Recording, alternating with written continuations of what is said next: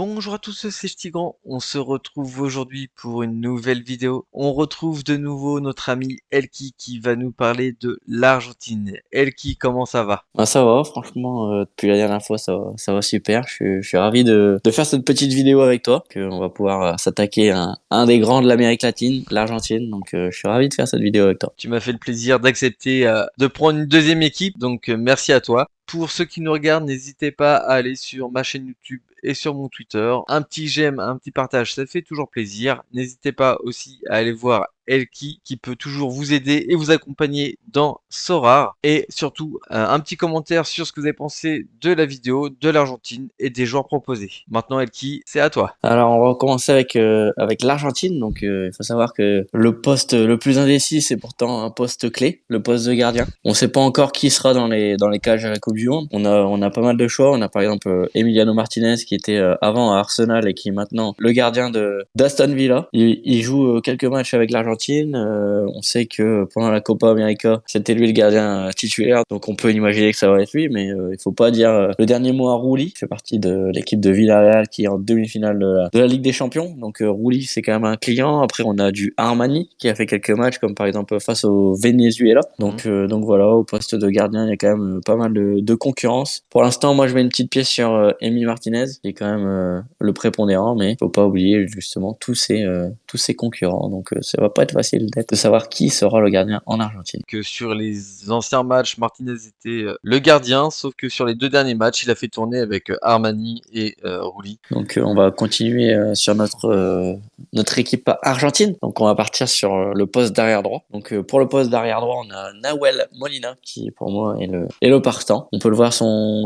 prix est quand même relativement peu élevé, 44 euros. Mais on peut l'expliquer au fait qu'en club, il ne joue pas à son poste, il joue au poste de milieu. Et la particularité des défenseurs qui jouent au milieu, c'est qu'ils sont amenés à perdre beaucoup de ballons. Donc on peut le voir sur par exemple son dernier match où il a joué 90 minutes. Il a fait moins 12 de A parce que 12 points en moins sur les duels. Donc ça fait très très mal pour un défenseur. Mais en Argentine, il est intéressant parce que justement, il joue à son vrai poste derrière droit. Et il peut être décisif. Petite question pour toi qui me passe là à Ouais. travers l'esprit. On voit souvent, et moi le Ouais. premier, des fois des joueurs qui sont marqués défenseurs, des fois alors qu'ils sont attaquants, ou des fois des attaquants qui passent défenseurs parce qu'il y a des joueurs qui sont polyvalents, hein. Est-ce que tu Ouais. penses que Sorare va apporter un changement là-dessus? Parce que c'est vrai que sur les link-up, ça peut faire très mal. Moi, je les vois pas porter de changement là-dessus.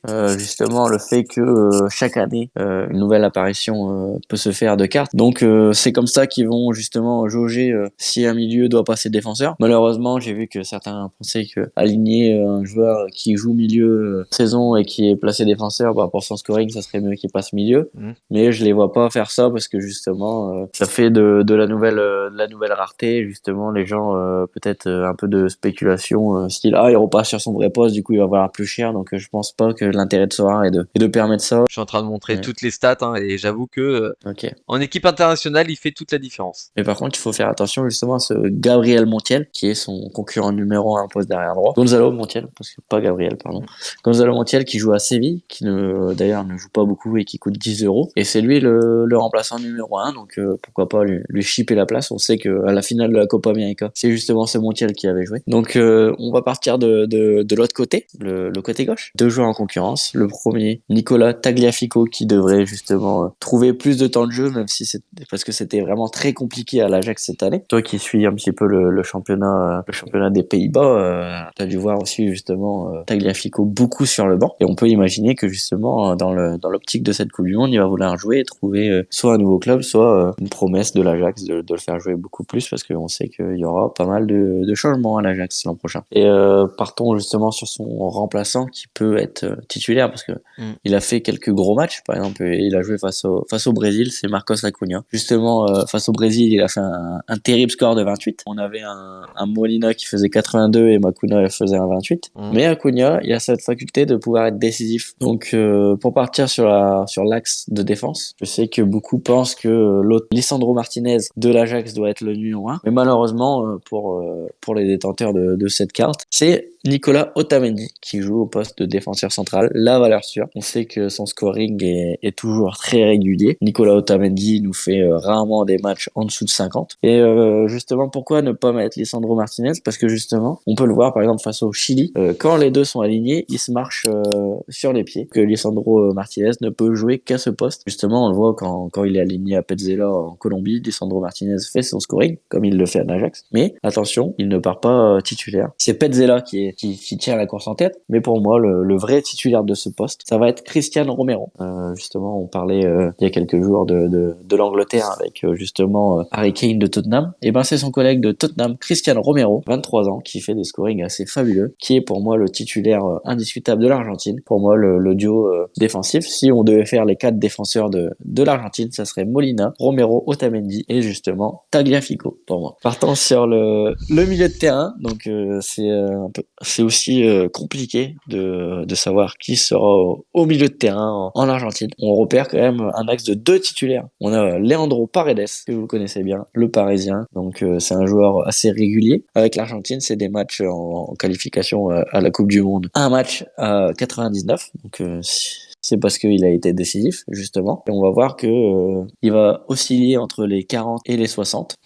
Pour poursuivre sur un joueur, mais vraiment c'est le joueur qu'il vous faut pour cette Coupe du Monde avec l'Argentine, parce que c'est sûr que vous pouvez avoir Messi, mais niveau rapport qualité-prix, c'est largement le meilleur, c'est Rodrigo de Paul. Malheureusement, son prix est relativement peu élevé parce qu'il joue à l'Atlético de Madrid, et pour ceux qui connaissent le jeu de Cholo Simeone, l'Atlético de Madrid, ça défend, ça n'est pas un jeu pour Rodrigo de Paul, et malheureusement pourtant il a des joueurs de talent, et justement on voit le scoring de Rodrigo de Paul avec l'Atlético être relativement bas, alors que justement quand il joue avec l'Argentine, on peut voir qu'il a une moyenne de 66, il a été 12 fois titulaire, rarement en dessous de 47. D'ailleurs, c'est son plus mauvais match, c'est un 47 face à l'Uruguay. Est-ce que tu as quelque chose à rajouter sur ce petit De Paul? Gros A score. Il est assez impressionnant. J'avoue que je suis d'accord avec toi par rapport à l'Atlético. C'est pas un club fait pour lui. On voit totalement la différence quand on va sur l'Atlético, quand on regarde son A score et qu'on va directement sur l'Argentine. Pour poursuivre sur les milieux de terrain dans le jeu, on a un joueur que vous connaissez sûrement, El Fideo, Angel Di Maria, qui va jouer sa dernière Coupe du Monde et son dernière fois qui portera les couleurs de l'Argentine, parce qu'il a annoncé qu'il arrêterait sa carrière internationale. Di Maria en club, ce n'est pas le même qu'avec l'Argentine. Avec l'Argentine, comme vous avez dû le voir pendant la dernière Coupe du Monde, c'est lui qui porte un peu l'équipe avec Léo. On peut imaginer qu'il va faire une grande Coupe du Monde pour sa dernière. Di Maria a prouvé à maintes reprises qu'il avait l'expérience et les qualités malgré son âge pour pouvoir faire la différence. Donc après, on a du Lo Celso qui pourrait être titulaire. Justement, après, il n'a pas de carte Sora, donc peut-être qu'il en aura une cet été, mais on va pas s'étendre sur le cas Lo Celso. Et puis le reste, c'est pas vraiment des titulaires au milieu de terrain, donc du coup, je pense qu'on peut passer ce poste de milieu de terrain, parce que justement, ça sera ce Paredes, Di Maria, De Paul, et sûrement peut-être Lo Celso qui n'a pas de carte. Pour ce qui est de l'attaque, donc prenons le cas des gros matchs de l'Argentine, parce que souvent dans ces gros matchs, c'est là qu'on met notre équipe type. Donc on part sur justement cette Argentine-Brésil où le trio Messi, Lautaro Martinez et Di Maria avait été aligné en attaque avec justement Lo Celso au milieu de terrain. Et on sait que Lautaro Martinez, c'est un enchaîneur de buts. Je le connais pas assez bien pour pouvoir le Ouais. juger et parler de lui. Après, il a des qualités, hein, ça on le sait. Le petit Julian Alvarez en Argentine Mm. qui fait des scorings assez intéressants, un profil va falloir surveiller parce qu'il lui a fait confiance en Équateur. L'Argentine était déjà qualifiée, donc il a fait pas mal tourner, mais il commence déjà à le mettre titulaire. C'est un joueur qui peut justement prendre du galon, et pourquoi pas s'il signe à City cet été et justement il enchaîne les matchs en tant que titulaire, pourquoi pas dans la tête du sélectionneur argentin. C'est vrai que le profil d'Alvarez est un peu cher pour ce que c'est dans le profil Coupe du Monde. Le meilleur pour la fin. L'un des meilleurs joueurs de l'histoire, si ce n'est le meilleur, avec des scorings époustouflants sur Sora, même si il doit faire peut-être une de ses moins bonnes saisons. Un joueur qui, sur un an, a fait 70 en termes de scoring. Et donc, on peut difficilement imaginer que ce soit sa pire saison. Donc, on le connaît en Ligue 1. Il a eu peut-être eu un peu de mal à s'adapter, mais on peut le voir, son scoring sur la deuxième partie de saison est assez hallucinant. Si on devait prendre justement son L15 en Ligue 1, Lionel Messi devrait continuer son petit bonhomme de chemin en Ligue 1 l'année prochaine. Et on sait qu'avec l'Argentine, il va être en mission parce qu'il n'a jamais remporté de Coupe du Monde. Et c'est un peu un de ses points noirs de sa carrière pour être justement l'élu. Que dire de Messi, hein, c'est même à Paris, hein, il y en a qui le sous-estiment alors que certes il fait pas des grandes actions comme il a pu faire au Barcelone. Après son âge aussi joue, hein, mais par contre il a un toucher de ballon qui reste toujours exceptionnel. On peut le mettre à gauche, on peut le mettre dans l'axe. Il répondra toujours présent. Il faudra toujours ce petit éclair de génie. On va pouvoir partir sur le petit SO5. Dans les buts, Emiliano Martinez, parce que comme je vous le disais, je pense que c'est lui le numéro 1 pour l'Argentine à cette Coupe du Monde. En défense, je vais partir sur Otamendi pour mon SO5. Que pour le milieu de terrain, je vais partir sur Rodrigo de Paul. Je vais partir sur Lionel Messi en attaque. Pas vraiment à expliquer pourquoi je prends Lionel Messi. Et enfin, j'hésite entre deux joueurs, les deux Parisiens, Leandro Paredes et André Di Maria. Donc j'ai envie de partir sur Angel Di Maria avec un petit pincement au cœur pour Paredes, mais j'ai envie d'y croire à Di Maria parce que je sais qu'il va partir cet été et je sais qu'il va enchaîner le temps de jeu et justement il va être en forme pour cette Coupe du Monde. Et donc je partirai sur Angel Di Maria pour mon extra.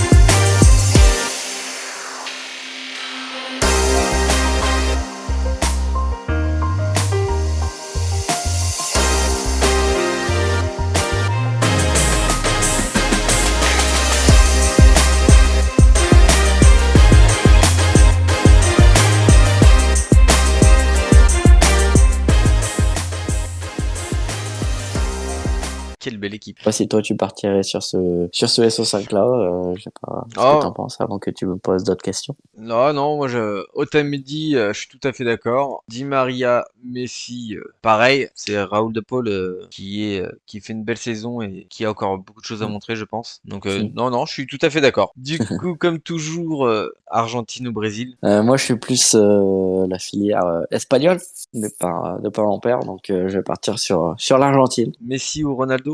Messi, sans sourciller, Messi. PSG ou Barcelone. Barcelone. YouTube ou Twitch.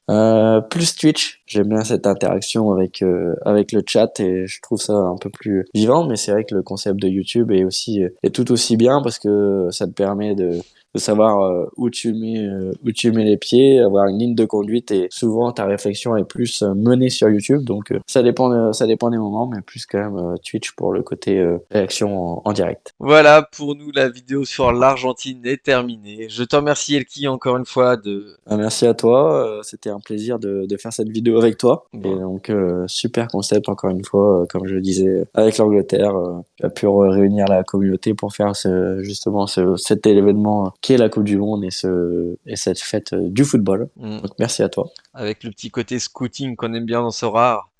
C'est ça. Et j'espère que les gens prendront autant de plaisir que nous dans tout ça. Et puis comme toujours, hein, n'hésitez pas à rejoindre Elki sur Twitter.